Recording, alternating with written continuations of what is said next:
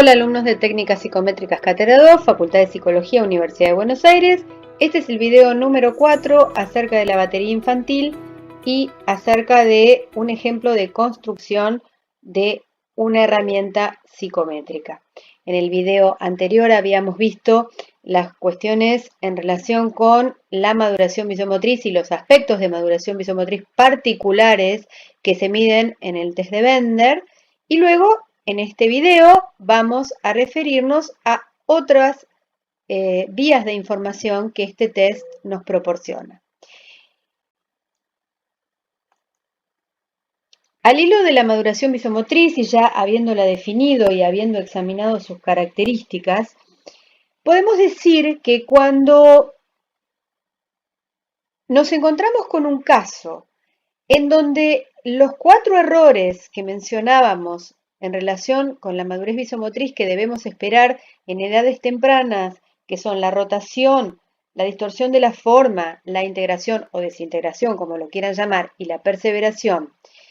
Cuando esos errores por edad deberían desaparecer, porque así nos lo indica la norma estadística de esa región, por ejemplo, ver con sus ayudantes de trabajos prácticos el baremo de la ciudad de Buenos Aires y alrededores del test de madurez visomotriz para ver aproximadamente las edades en donde se empieza a tener un desempeño perfecto en el test de Bender en cuanto a estos 4 errores.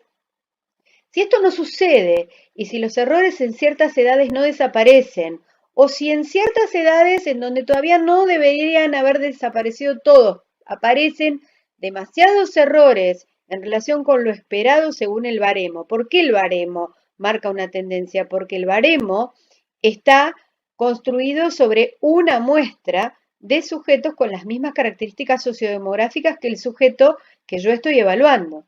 Entonces, lo que está comparando es el rendimiento del sujeto que tengo aquí ahora en evaluación con sujetos similares a él en cuanto a características sociodemográficas de edad, hábitat, etc. ¿Sí? Entonces, lo que hacemos en cuanto a maduración visomotriz es ubicar el nivel de maduración, si es adecuado o no por edad para cada niño, según estos 4 errores que vimos en primer lugar. Ahora bien, si estos errores no disminuyen con la edad y no desaparecen, eso podría llevarnos a la segunda línea de información que nos da este test, que es la posibilidad, atención que está en rojo, la palabra posibles, la posibilidad de la presencia de una disfunción neurológica. Es decir, que la no desaparición de estos errores en las edades superiores que están comprendidas en el baremo regional que pueden ustedes manejar en la bibliografía para nuestra población local, la no desaparición de estos errores o demasiada cantidad de errores en edades más bajas nos indicarían, siempre de acuerdo con el baremo, la posibilidad de una disfunción neurológica. ¿Por qué acá dice peligro? Porque no podemos caer en la trampa de volvernos omnipotentes y de porque esos errores no desaparecieron y la puntuación que nos muestra el baremo es preocupante en cuanto a madurez visomotriz, no podemos decir que al haber una madurez visomotriz inadecuada para la edad, ¿sí? Inmadura, valga la redundancia del juego de palabras, para la edad, no podemos necesariamente concluir que eso se debe a una disfunción neurológica, sino que eso podría estar indicando la posibilidad de una disfunción neurológica. En este sentido, este es un test de screening, ¿sí? Pero nunca nosotros, psicólogos generalistas, no especializados en neuropsicología, podemos hablar de un diagnóstico definitivo de disfunción neurológica, sino que podemos alertar, si el caso lo amerita, acerca de la posibilidad de que esto sea así. Y la derivación debe ser hecha a un neuropsicólogo junto con una derivación al pediatra para que el pediatra, si así lo considera, haga una derivación ulterior también a un neurólogo. Entonces, atención, futuros colegas, a no ponernos omnipotentes con esto porque nosotros no podemos hacer diagnósticos de disfunciones neurológicas, sino ante su presencia en abundancia, hablar simplemente de indicadores de una posible disfunción neurológica y establecer las derivaciones que correspondieran si el caso lo ameritara. Bien, tercera y última vía de información del test de Bender. El Bender nos brinda a la vez una cantidad de indicadores emocionales que son independientes de los indicadores que veíamos recién, que sí están relacionados, los de madurez de visomotriz con los de disfunción neurológica. Son los mismos. Lo que pasa es que si esos errores no desaparecen en determinadas edades, estos indicadores de madurez se transforman en indicadores de posible disfunción neurológica. Pero hay indicadores de una naturaleza diferente que Kopitz, que es una autora que continuó los estudios de Loretta Bender, detectó en los protocolos de Bender y que no eran esos 4 errores que buscamos en cuanto a maduración visomotriz y en cuanto a posible disfunción neurológica, sino que son, yo no los llamaría errores, sino peculiaridades en el dibujo, ¿sí? Como por ejemplo, segunda tentativa en el dibujo, repaso excesivo de las líneas, expansión, macrografismo, tamaño grande, etc. Ustedes pueden consultarlo en las bibliografías, el listado completo de indicadores, que eran peculiaridades en los dibujos que Bender encontró con cierta regularidad en el lote de protocolos de la muestra enorme que tenía de casos, supernumeraria de casos, con la que estaba trabajando para la estandarización, no la inicial porque la primera la hizo Bender, pero la segunda la hizo Kopitz ya alrededor de los años 70. Estos indicadores parecían de una naturaleza diferente, pero no los sabía interpretar Kopitz, que continúa los estudios de Bender. Entonces, ¿qué hace con estos indicadores? Lo que hace Kopitz es clasificarlos por similitud. Entonces, por ejemplo, arma un lote de protocolos con segunda tentativa, arma otro lote de protocolos con repaso de las líneas, arma otro lote de protocolos con expansión y así sucesivamente. Vuelve a examinar a esos niños con otro tipo de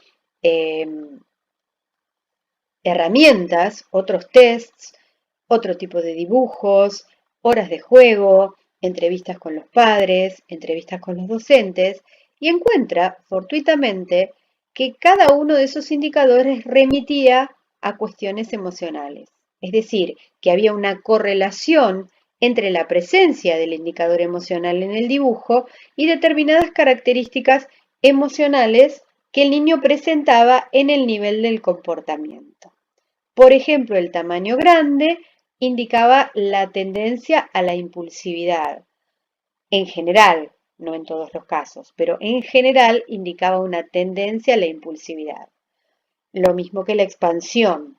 La segunda tentativa indicaba posible impulsividad o ansiedad.